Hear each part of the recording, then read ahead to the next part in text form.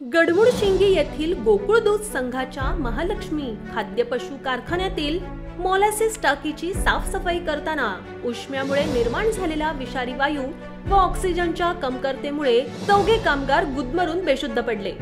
त्यांच्या मदतीसाठी धावलेला माथाडी कामगारही बेशुद्ध झाला।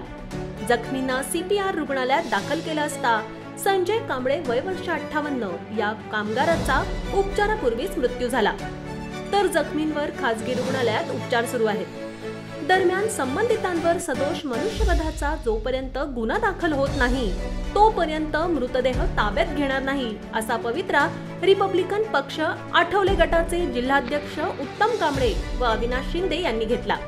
चौकशी अंती गुन्हा दाखल करण्यात येईल असे करवीरचे उपविभागीय पोलीस अधिकारी सुजित कुमार क्षीरसागर व गांधीनगर पोलीस ठाण्याचे सहाय्यक पोलीस निरीक्षक दीपक जाधव यांनी सांगितल्यानंतर कांबळे व शिंदे यांनी आपला पवित्रा मागे घेतला।